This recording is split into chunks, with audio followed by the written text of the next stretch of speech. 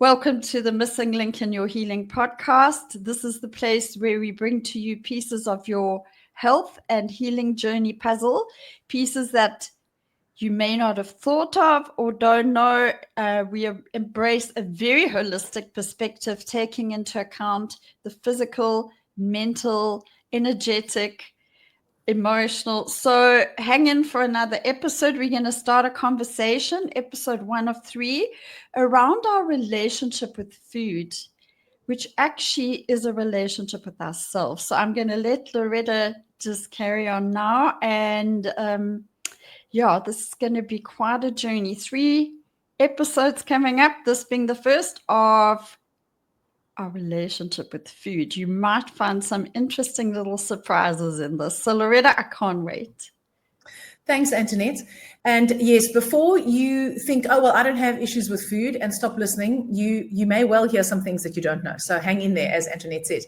So our very first experience with the making the outside world part of us is when we take the first sip of breast milk. That first sip of colostrum. So just think about that, right? When babies are born, they've just been through a hectic experience, right? They've had the living daylight squished out of them. They've been pushed through a canal. They don't know what they're going to find on the other side. And when they come out, hopefully when they come out, they come out and they get put on their mother's breast and they get held and then they get cleaned. And, very often the very first thing that then happens is the midwife or whoever it is helps the mom to get the baby to latch. And so the baby automatically associates food with nourishment on many levels: security, safety, belonging, presence. Now, please, if you didn't have the perfect birth where this happened seamlessly, whenever it was that the baby got its first nourishment, it got it. Okay, so this is not like a good or bad thing. It's not like a right or wrong. But what I want you to be clear about is that it's the first experience of the outer environment becoming part of who you are. The other thing I want you to think about with food is that, we eat for various reasons, to refuel, to get energy, because we like the taste, it's social, whatever. But the truth is, every single thing that you eat becomes part of you. Part of it becomes part of you.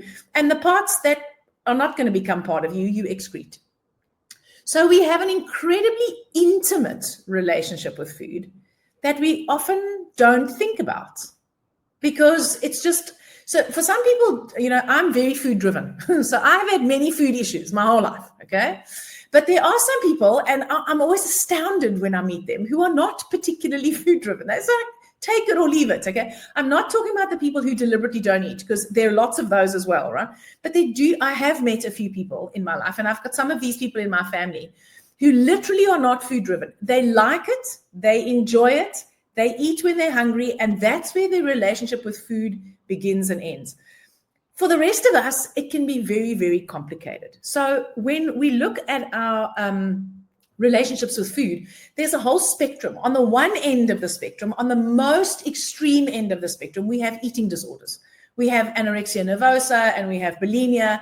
And we're going to talk briefly about something called orthorexia, which hasn't been classified as an eating disorder as yet, but it looks like it's on its way there, all right? And orthorexia, for those of you who are thinking, what the hell is that? Is an obsession with healthy eating. Whatever we think is healthy or clean, as in like no preservatives, no additives, no chemicals, and then there's a whole lot of other no's that we can add onto it, all right? But it's essentially an obsession with clean and or healthy eating. So that's the one end of the spectrum where it becomes obsessive, where it literally starts becoming a condition that is endangering your physical health to the extent that you could die. Because quite frankly, if you have anorexia nervosa, lots of people die from that, okay? We can't sugarcoat that. A lot of people don't survive that, for example. And then on the very other end of the spectrum, we might have these people that I'm talking about that are not food driven. They have a neutral kind of relationship with food. Their relationship with food is really very good. And then in between that, we have the rest of us. And we can be anywhere along that spectrum. Some of us are teetering close to the obsessive part. Some of us have had times in our lives where we've been close to the obsessive part, times when we've not been. Okay, and that spectrum in between, there's a section of that spectrum which is called disordered eating. So it's in that area of the spectrum that I think I fall, and that a lot of the people that I've had, clients and patients, they've fallen in the disordered eating spectrum, and they've moved around from like more disordered to slightly less disordered. Okay. So why does this even matter? Well, it matters because when we're talking about, okay, so first of all, let me just talk about orthorexia for a second, right? So you might say, well, what's wrong with being really aware of what we eat, healthy, not eating additives and preservatives and da-da-da. So I'm going to start off by saying, I think that the basic rules for health is eat whole foods, mostly plants, not entirely plants, whole foods, mostly plants, hydrate well and sleep. I mean, honestly, so we're not leaving out any food categories. We're not saying anything is forbidden, all right? So we know that basically if we do that, we'll be okay. But many of us are incapable of doing that. And there are a number of reasons, right? So the first thing is that there's just so much food available. To those of us who live in developed countries or developing countries, but we have enough income that we can actually have food whenever we want it. We can open a fridge and it's always full of food. We never have to hunt it. There's never a shortage. We can get things whether they're in season or not season. We are surrounded by food. There is a massive industry that drives food production and sales. Let's not kid ourselves. We've got big pharma, which runs pharmaceutics, and we've got big food. And big food are in it to make money. I'm not saying big food is all bad. I'm just saying, let's just understand that this is driving the market factors, right? Which is why there is such a huge variety of food. And then there's the messaging we have around food. So we have so much mixed messages around food. So, in the 90s, we were told fats were bad. So we weren't allowed to eat fats. We weren't allowed to eat saturated fats, and we definitely weren't allowed to eat animal fats. So no eggs, no fatty meat, all that stuff, okay? Then there was a revolution, and we heard, oh my God, gluten is punching holes in our digestive tract. We can never eat wheat or any other food that contains gluten. Then we found out, actually, it's not the gluten, it's the glyphosate, which is the insecticide that they spray on the wheat, which is actually punching the holes in our gut. So now we can't eat anything that's got an insecticide on it, okay? Then the revolution happened where now we've got to eat high fat, low carb. We shouldn't be eating carbohydrates because it pushes up our insulin, it increases our inflammation. We get fat, we get diabetes, and we all die. Now, here's the truth. All of that has truth in it. And all of it has bullshit in it. And the problem is knowing which truth you're going to listen to and follow today. And why this matters is because our minds naturally, our rational minds, are polarized. We divide things. In order to navigate our way through the world, we have to know what is safe for us and what is unsafe. And by association, what's good and what's bad. And so we have these ideas about this is good food and this is bad food.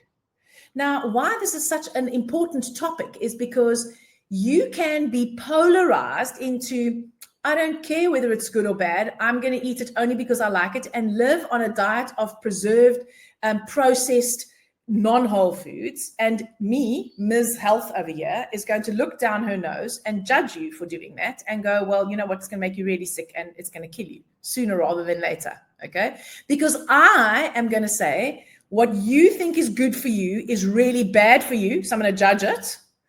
And this is part of when it starts heading into eating disorderville, when you obsess about what other people are eating, not just what you're eating. When you start making other people's eating choices your business, this becomes problematic.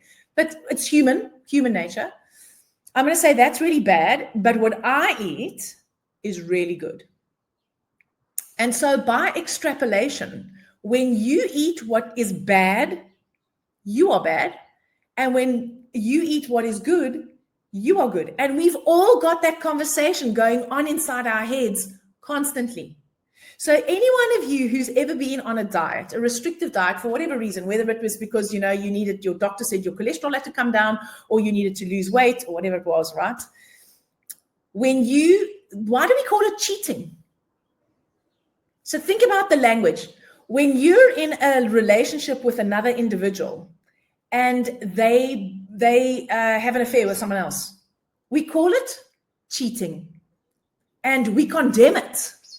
And we generally make the person who's been cheated on the victim that we all rally around, and the person who's the cheat, we excommunicate, we exclude, right? So what do we call it when we don't stick to whatever we think the eating plan is, eating plan the dietitian's given us, someone else has given us, we've developed for ourselves? We call it cheating. People talk about cheat meals.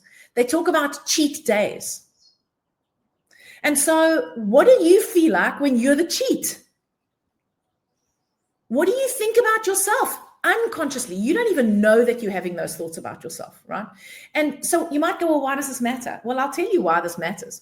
Because when you think that you are bad, you activate your sympathetic nervous system. When you think you're good, you activate your parasympathetic nervous system. When you're under pressure to constantly be good and never be bad, you go into what's called sympathetic dominance. Now, when you're in sympathetic dominance, it means you're in fight or flight. You're producing inflammatory hormones. You're producing cortisol. Your immune system isn't working as effectively. It starts affecting your hormones. It affects your sleep. And you potentially are at risk of getting certain health conditions. When you think you're constantly good, when you are so self-righteous because you are so disciplined, because you've been so amazing on your diet, and you judge everyone else, you're still sympathetically dominant. I hate to break it to you. Or when you really, really embrace that you are just the best thing since sliced bread, then you become parasympathetically dominant. And when your parasympathetic nervous system is dominant, when either of those two is dominant, you are going to, in the long term, have problems. We want the two of them to work together in harmony. So the idea that food is good or bad is a fundamental part of the problem. Also, what I didn't say is, the first thing that your first experience of the external environment coming into your body is food, right? When you're born. And then food is used as reward and punishment. I was most definitely rewarded with food. Most parents that I know reward children with food or punish them with food. So, look, reward and punishment is a whole different topic, because actually reward and punishment is polarizing. Just want to put that out there, all right? So I'm not suggesting you should never discipline your children. Please, if anyone's going to start having a fit about that. I'm just saying that reward and punishment is polarizing, because reward means this: when you do X, it's good, and when you do Y, it's bad. When you do X, it's good, and then you get a reward. When you do Y, it's bad, and then you get punished.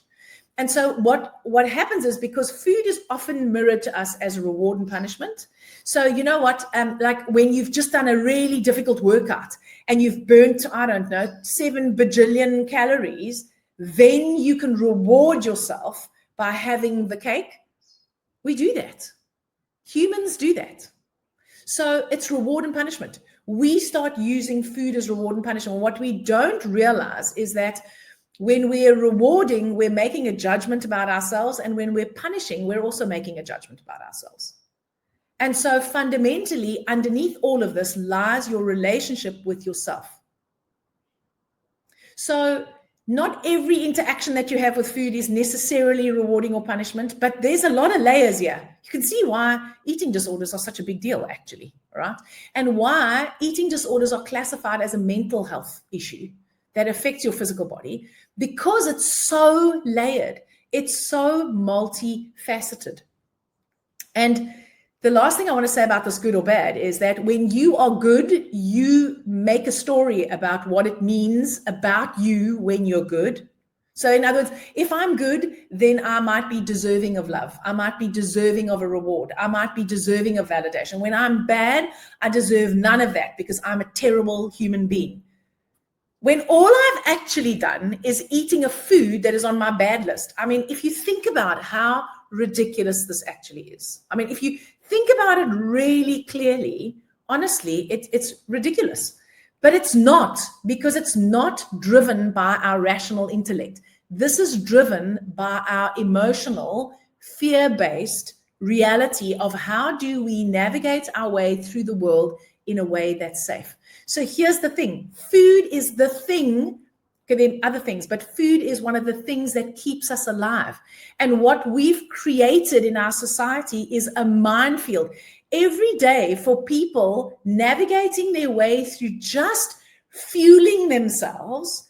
It's like leopard crawling through enemy territory with minefields everywhere. You're at risk of being blown to smithereens every 5 seconds. And I'm sorry, you're at risk of, I'm going to talk about this more when you finish, but you're at risk of getting sick anyway, like I did, 100%. very sick. 100%. So because of the mental gymnastics around the Yes. absolutism and the control and the belittling and self-criticism, or can I eat it or can't I eat it? When can I eat it? Oh no, it's not Saturday. I only eat this on Saturdays. That's some mental just gymnastics that I've been dealing with. And it takes a lot of energy. Yeah. Sorry, Antoinette. I'm sorry to interrupt you. It takes a huge amount of energy. So it takes your energy, it takes your focus, and it robs you of your joy. So the issue with orthorexia, not as an eating disorder, just as being someone who is mild to moderately obsessed with clean eating. And honestly, I'm going to put, and it's a lot of different forms of eating like this, whether you decide to go gluten or dairy free, whether you decide to be a vegan for health reasons and not for like animal rights kind of reasons, okay? But anyway, there's a gray area there. You want to really ask yourself, is this because you truly believe in this? Or because this food is truly creating physical symptoms for you? Because it could be. And your answer could be yes, right? Or is this a subtle way of restricting your diet and therefore restricting potentially your calories so that you can actually get something like weight loss? It's almost always about how you look under the guise of being healthy. Or can you do this by, I don't know, can you get away from something you don't want to get away from? It's not always this. It's just, these are the kind of questions. So this episode is really just to drop these little things in so that you can start thinking, and not so that you can hate yourself, not so that you can judge yourself, of course not, so that you can just become aware of whether this is affecting you or not. So I see Antoinette has just dropped off, but I'm just going to carry on, right? So I wrote a book called Ditch Diets for Good, and it was based on the research that I did from various schools of eating. And so I have been a person who's been on and off a diet most of my life. Now, it's been twofold. One is that I have really bad body image issues. Not enough for it to be a complete eating disorder, but certainly enough for it to be disordered eating, right? Definitely have reward and punishment issues around food. And because of the business that I'm in the business of health, complementary medicine, alternative health. And because I have a very high value on my own health and vitality, I am very committed to what is healthy, right? In my mind, what is healthy. And so during the course of my career, I did a lot of investigating into various forms of eating. Honestly, if there's not like the really wacky ones where you just eat cabbage soup for 10 days. I haven't really done too many of those, but I've done almost all of them, okay, in some form or another. Some with great success in terms of weight loss, if that's what I was measuring. Some with great success in terms of health. And in fact, many of them, because I've always had the health skewing, with great success in terms of my health, all right? But I've also been in that place where I've been obsessed with, I can't go and eat at your house because if you cook me food and there's a preservative in there, I don't want to eat it. Or not wanting to eat in a restaurant because there's definitely going to be junk in the food. Not to the exclusion of all of it. Luckily, I love food such a lot that my love of food and being food driven often allows me to override that, okay? Anyway, the point I'm trying to make is, one of the schools of thought that I found really useful and that really helped me was intuitive eating. Now, I know that there are 10 principles of intuitive eating. I'm not an intuitive eating expert. I only discovered intuitive eating after I started introducing some of those principles into my work and into my life, right? But these are the ones that I found really useful. So these are some, I just want to give you some short, easy hacks. The first one is to learn what physical hunger actually feels like. Because there's a difference between physical hunger and heart hunger. Heart hunger, so you can imagine that you've got two different baskets. You've got a heart basket and you've got a stomach basket. And sometimes your stomach basket needs filling because it's empty. But more often than not, your heart basket needs filling because it's empty. And very often we try and fill our heart basket by filling our stomach basket because food is soothing and it represents comfort for us. And so when we learn to differentiate between heart hunger and stomach hunger, it can be very valuable. So stomach hunger is a physical sensation that you experience in your stomach, usually in the center of your abdomen, slightly to the left sometimes for some people. And that can feel like hollowness, it can feel like gnawing. Some people don't get the sensation, but they feel fatigued, or they start feeling dizzy, or they start feeling hypoglycemic. You know, what does real stomach hunger feel like? So that you can actually tell the difference between stomach hunger and another need that needs to be fulfilled. That's actually really useful. All right. So one of the principles of intuitive eating, which is also one of the ones that I included in my book, was eat when you're physically hungry. Okay, but here's the thing. You need to know what that feels like. So that's what I mean by sometimes we need a cooling off period. You need to give yourself a couple of weeks, a couple of months if you want to, where you just allow yourself to eat so that you can like reset. All right. Okay. Assuming that your health allows you to do this. So we can't all do this. So the first one is eat when you're physically hungry. Learn how to distinguish physical hunger from emotional hunger and eat when you're physically hungry. As I said this, my stomach's going. Okay, so that's my physical hunger signal. That's definitely triggered. The second is eat what you would love to eat. Now, most people struggle with this one because they go, if I ate what I'd love to eat, I'd be eating donuts all day. All right, maybe. But honestly, if you did it with some level of awareness and a bit of practice, you will find that actually you probably won't be eating donuts all day. So what I recommend you do is this. Really feel into, so the question I ask myself, and this is also potentially biased, right? Because I have a health slant, is what would nourish me most optimally right now? And honestly, when I've noticed for myself, if I'm physically hungry, it's usually food. Like I don't usually go, I'm really hungry. Oh, I could smash a slab of chocolate right now. No, I want to eat chocolate when I'm emotionally hungry or after a meal, for example, because I want something sweet after the meal. All right. But if I'm genuinely physically hungry and I ask myself, what would nourish me optimally right now? Often it's food. Now, what I didn't say was before you start this, try and blank out any idea that you have of what's healthy and what's unhealthy. Let's start with that, okay? Because what I think is healthy and what you think is healthy is maybe two different things, right? So you're just going to try and be neutral about food. I want to tell you, this is the part I struggled with the most because I have very definite ideas about right and wrong when it comes to health and eating. Okay, well, I used to have.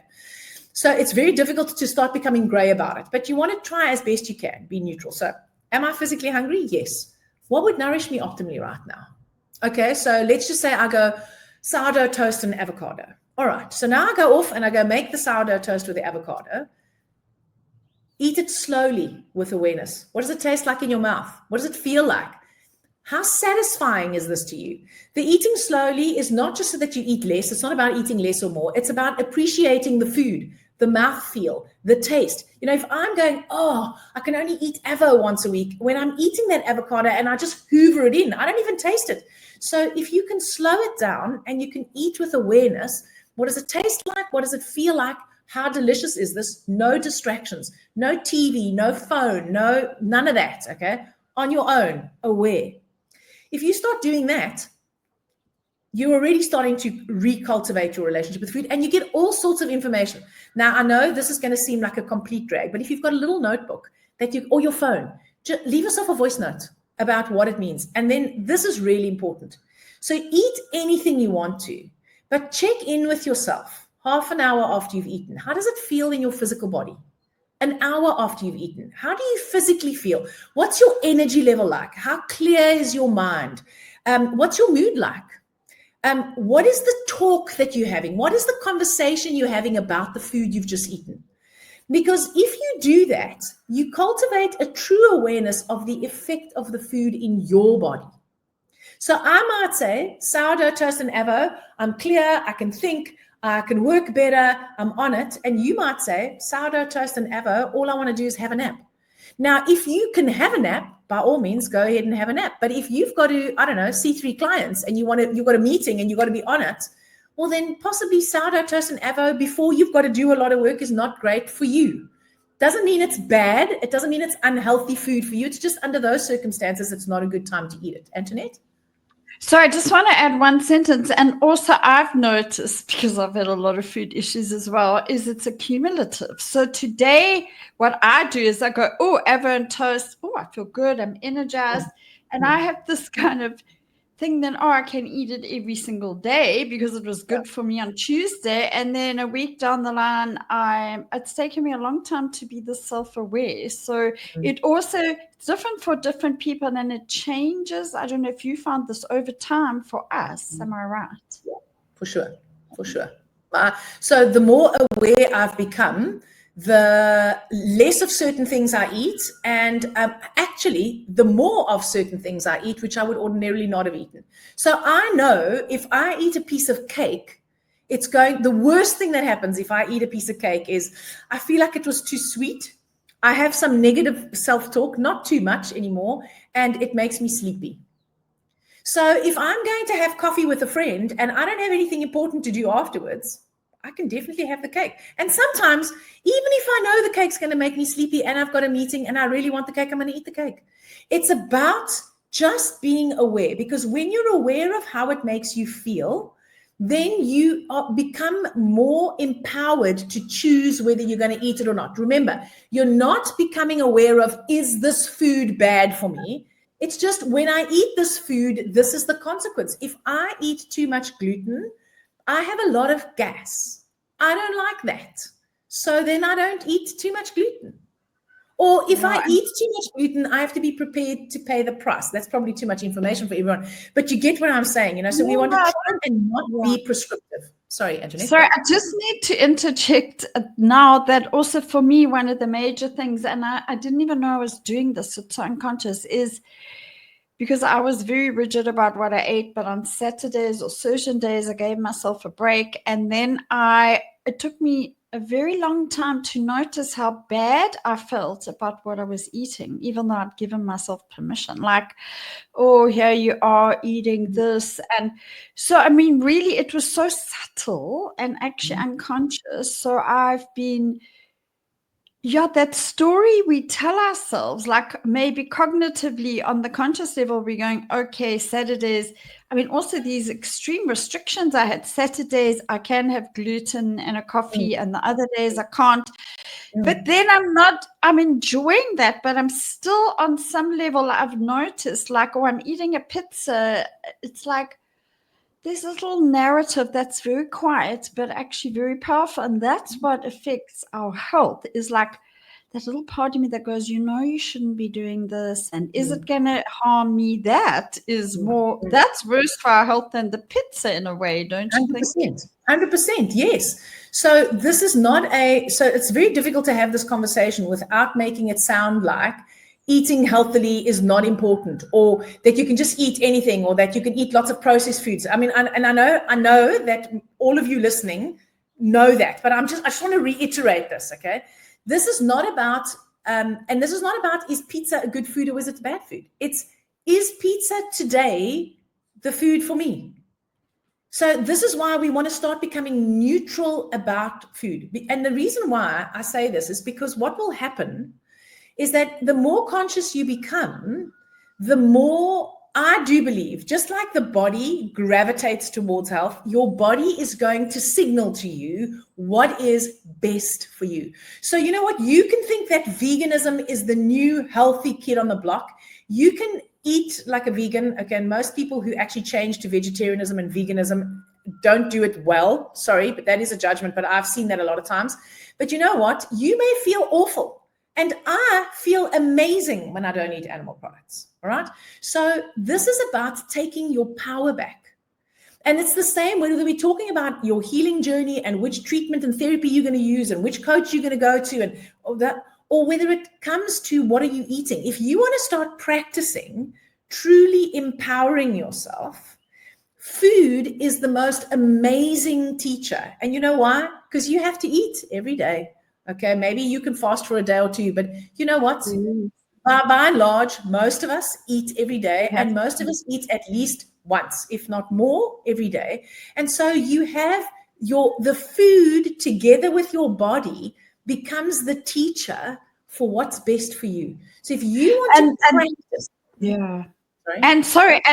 this is the best place to practice this intuitive stuff we talk about, because that's what you're meaning. Because we seem to, especially when we get on healthy eating paths, and please, I'm a very healthy eater. I'm not advocating eating hamburgers and pizzas, as Loretta said, but once I found in the past when I was on a healthy eating path, I forgot about all these other things, like intuitively, what does my body need? What is right now? Yeah, and it's changed. I didn't eat meat for 10 years.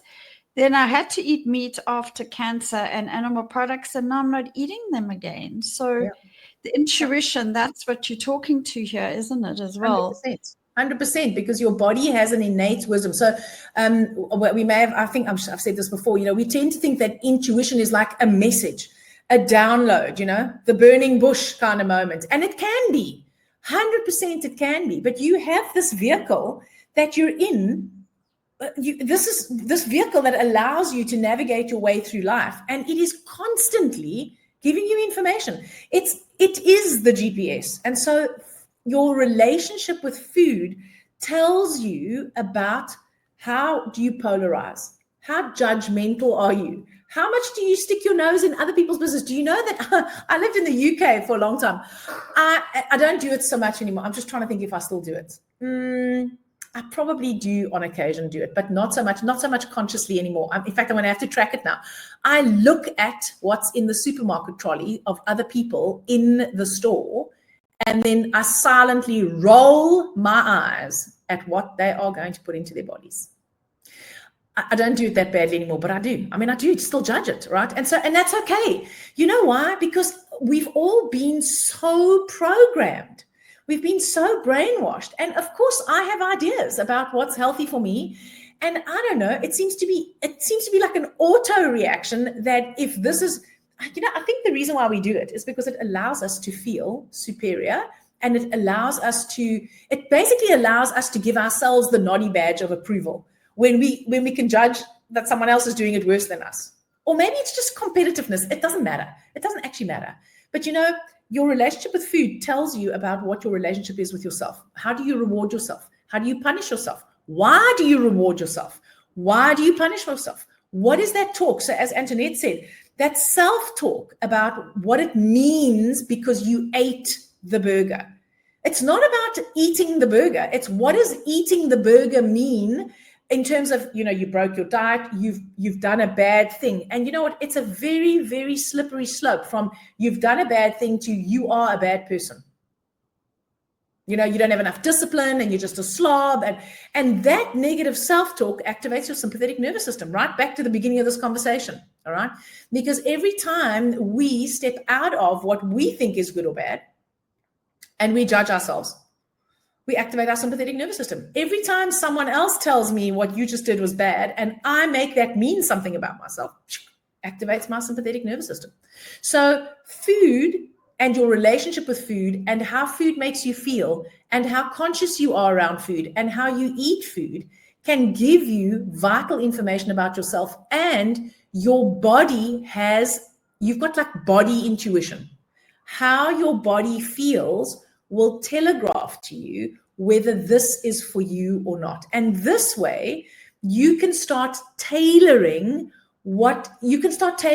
your perfect diet for where you are right now in your life. And as Antoinette says, that may change. You may find that the thing that makes you feel fine now, in a year's time, you don't feel great.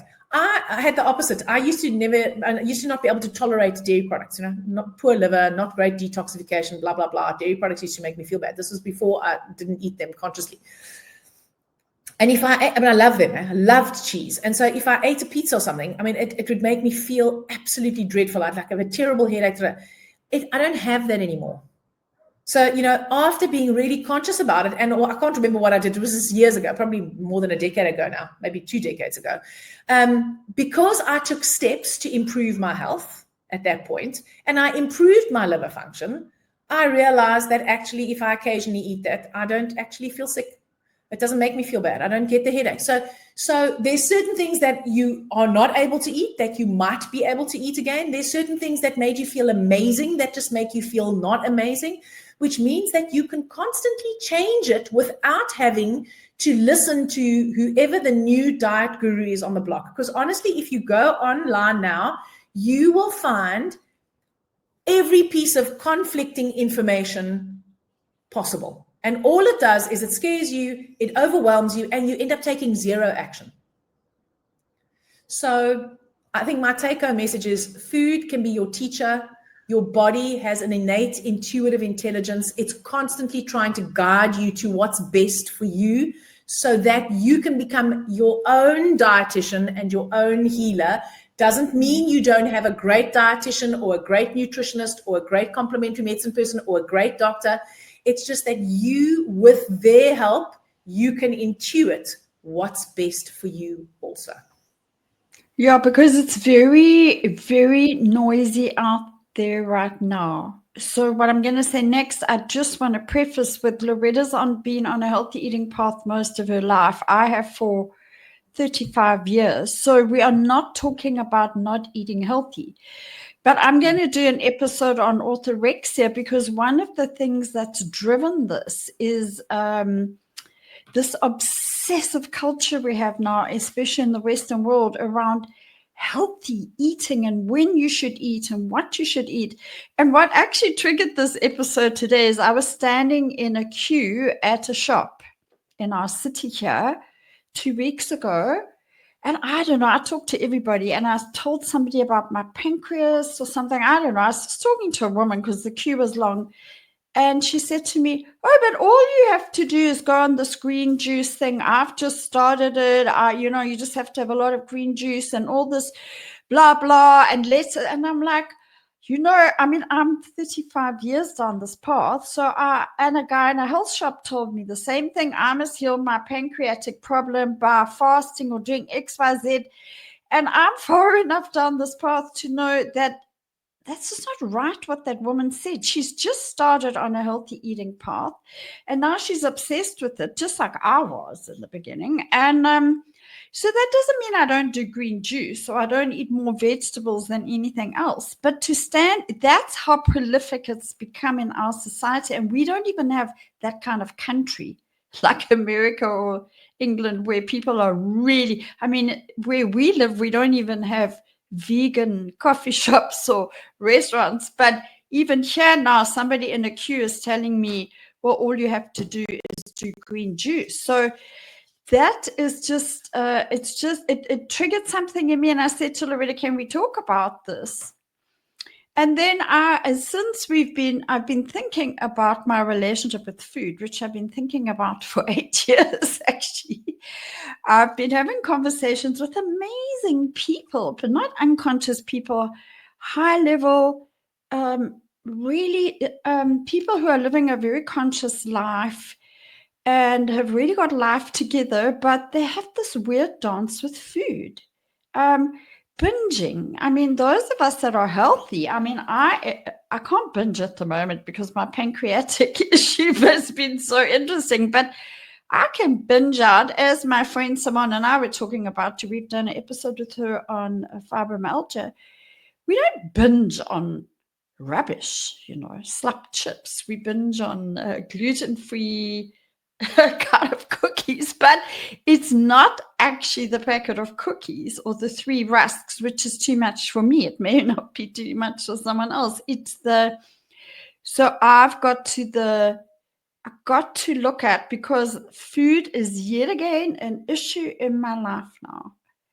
And I can only eat a very limited diet until I've sorted out my pancreas. And the fascinating thing is how that sent me almost into a state of not panic, but a state of this is just not fair.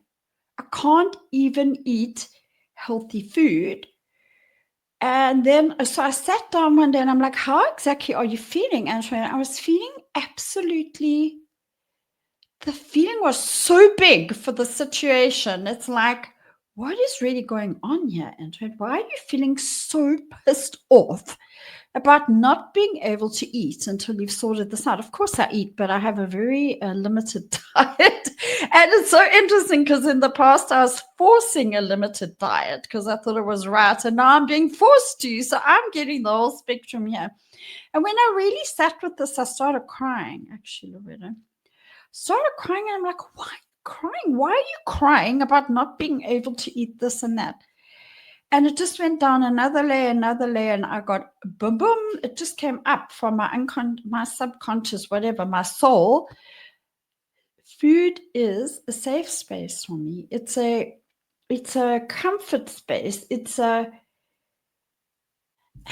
then I was like, but actually it becomes an unsafe space. So I've recorded a whole episode with a woman called Marcia Tumner, actually, who was bulimic and has cured herself. And she talks a lot about this relationship with food, as Loretta has. But I was like, oh my goodness, when I really sat with this, it took me an hour, actually. That's how much I had to sit with this feeling around not being able to just binge. I'm a very healthy eater, but I have had episodes where I pendulum swing into binging, even if it's healthy rusks or 3 pieces of sourdough bread instead of 1 or none. And I was like, I have not created a safe space for myself within myself. And now I'm having a hissy fit like a 2-year-old because I can't reach for my comfort, my coffee and my rusk. And then I also had an aha that, so you talked about childhood and food. Is my mother by no fault, I think they just didn't have money, or I don't know why, but we had a very restrictive, we weren't allowed to eat this or that, and not because of being fat or anything, but she used to say, no, we can't have apples because we don't have any money. I remember being very sick and saying to her, can I have an apple? She says, where do you think I'm going to find the money for this? So I realized my 2-year-old goes, I'm just going to eat whatever I like now because I wasn't allowed. I had to eat. So it's another thing. I don't think we were ever going to talk about food, but as I go down this journey of healing myself from the inside out, and I have conversations with you and Marcia and Simone, it's all about our relationship with ourselves. And that's where we get physically sick if we're doing this, like reaching. I mean, I haven't drank alcohol for 4 months, but alcohol was seemingly a way to steady my stressed mind or an enjoyment space for me. But actually it became a real enemy. But so these are very important conversations because it's the guilt, the shame that might even be unconscious, the stress about eating, all of that is what creates the physical issues. Am I right, Loretta? 100%. Actually, as you were speaking, Antoinette, I remembered it was COVID. COVID had just happened and the lockdowns were all going on. My husband got sick. He had COVID early on in the December. I sort of broke out in South Africa in October, and in the December he got sick. And I was like, I thought to myself, no, well, that's fine. I'm not going to isolate from him. I'm just going to get it because I want the natural immunity. But I was on my yearly therapeutic fast. So at the end of the year, I always do a therapeutic fast, or I did at that point. And so I had just been through 7 days of extreme food restriction, all right? And I thought, and I mean, to an extent, I had been very conscious about it because I use that fasting time to really connect deeply to myself because it gives me all sorts of information about my relationship with food, et cetera, et cetera. But I'd done lots of work around food, right? I actually thought I mostly had it taped. And I remember the first day of my introduction of like more food, and I had rice and vegetables. It was so delicious. I remember eating it and just loving the taste of it because I hadn't eaten anything like that substantial for like 7 days or something. And it was day 8, and I was going to have of my fast. And so it was the second day of breaking it, and I was going to have something similar. I can't remember. And I sat down and I put the first bite of food in my mouth, and I realized I couldn't taste it and I couldn't smell it. Because I'd had some mild symptoms, but I thought that it was the detox, but it was actually COVID, right? So 2 things. I was not sick at all from COVID. I didn't actually get sick, I think partly because I was fasting. And secondly, I lost my sense of taste and smell, but I didn't know until I was about to put that food. And you know what? I dropped the utensils and I burst out crying and like flounced off to my bedroom and threw myself on the bed and sobbed. And when you were just saying now about how I started crying, and it was at that point, I was like, you know what? Eventually, when I processed it, it was, I've been so good. I've been like, look at me. I've been like therapeutic fasting. I've been juicing. I've been not eating. I've been da-da-da-da-da. And now I can't smell and taste it. And it was such an important lesson for me that I was so embarrassed afterwards that I had had such a reaction to just not being able to taste. And people were dying of COVID. And here I was sobbing my heart out because I couldn't taste anything. So, you know, it's never done, actually. It's not always hard. It's not always dysfunctional, but, you know, there's always something to learn. There was such a lesson for me. It was such a lesson for me on how I was still connected to the reward and the pleasure of food. I still love food, and but I don't need to use food to the same extent to reward myself as I used to. But so these like things are opportunities for us to really connect to who we are. And we always talk about compassionate self-awareness. So, I mean, this has been a long journey for me, you know.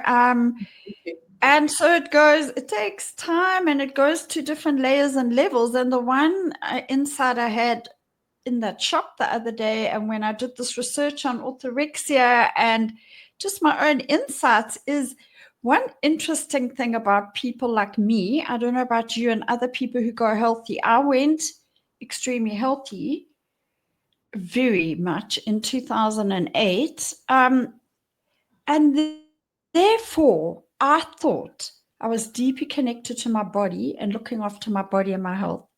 So getting cancer on a very healthy lifestyle was a shock, not only for me, but everybody in my world who ate very healthy. But the gift in that, in hindsight, was we have not got our body, mind, spirit thing taped just because we're on a very healthy lifestyle. In fact, if you're doing it with I was never scared of dying, and I never cared about my weight because I've never really had a weight problem. I've gone up 5 kgs here and there, but it was never about weight or fear of dying for me. I just got on this, like, I have to eat this way. It was just my life. It became a lifestyle, but I was very absolute, and then all the guilt and all of that. So it was just a whole set of things that was going on with me mentally and emotionally that was all suppressed,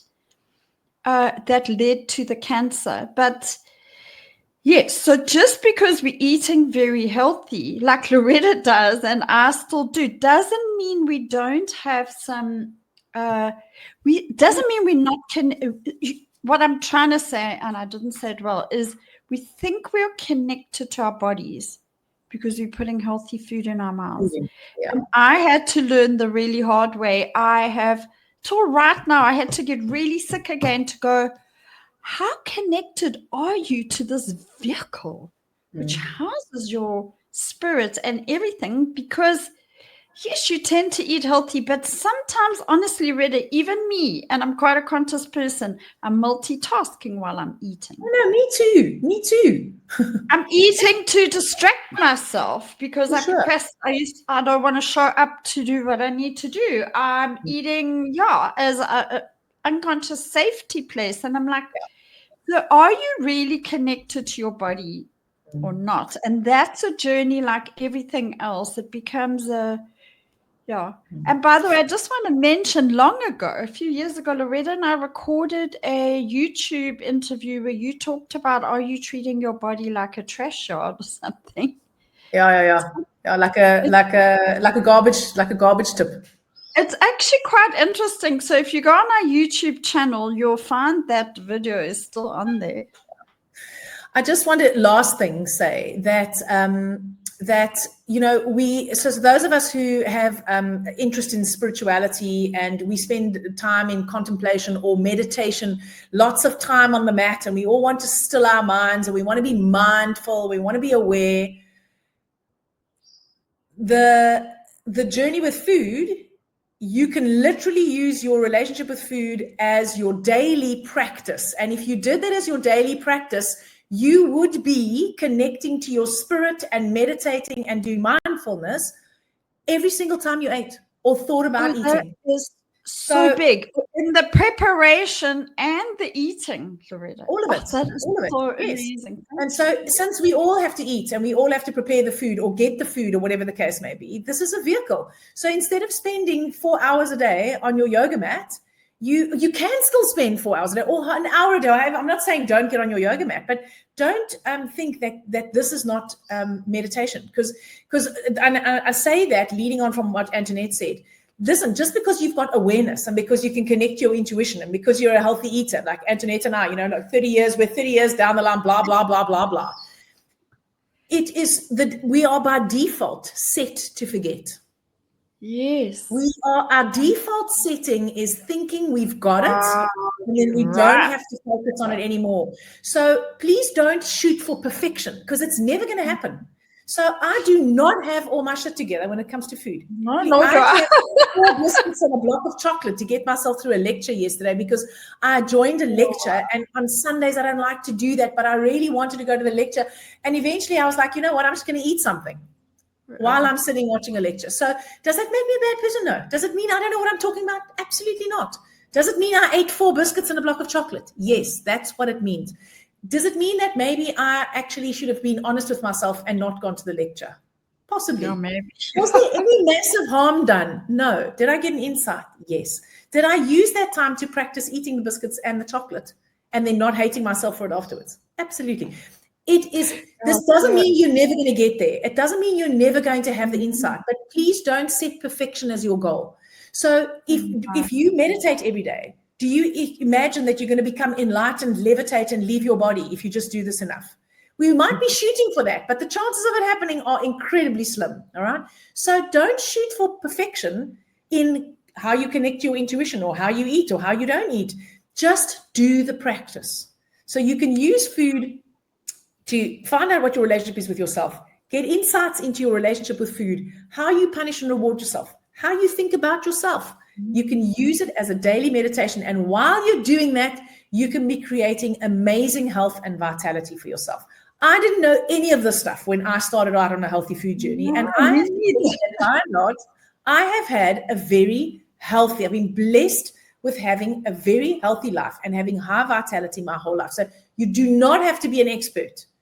But you know what? It's a good place for you to start if you really are invested in becoming your own authority, an authority in your life, because nobody knows you like you. Okay. And Loretta, we are here. I'm going to finish off with this, but we are here to be embodied divine human beings or whatever. Like, yes, we want to come back to our higher self, but in our bodies. And we've been conditioned and socialized and spiritualized a lot for a long time that to be disconnected from our bodies. So we are divine embodied human beings, and the body brings us home all the time to the truth. So amen, when you have signs and symptoms, and I know Loretta's been preaching this her whole life. I've had to walk a very hard path to really, really get this. Like, Antoinette, why are you sick again? Okay, everybody gets sick and I'm going to be okay. I'm definitely not going to die. Still going to be around. But my body had to yet again going, Antoinette, okay, there's something out of kilter here. So I don't have to feel guilty or bad. Once I got over the hissy fit of being sick and I'm like, okay, what is my body telling me? What is this really about? Because the body knows the truth, as Gabor Mate says. And when the body says no, there's a reason. This was good, Loretta. Thank you. Thank you. Thanks, everybody. If you found this useful, please share it. Please send your friends the link. We would really appreciate it. And thank you to those of you who listen to these episodes every week. We really are incredibly grateful. And just to remind you, you can look forward to an episode on orthorexia, which is really, really interesting, actually. And then also the episode I recorded with Marcia Tumner about her bulimia and how she looked at her relationship with herself and how she healed that. And she still has a dance with it like we do. But so, yeah, there's some good stuff coming. Okay, goodbye, everybody.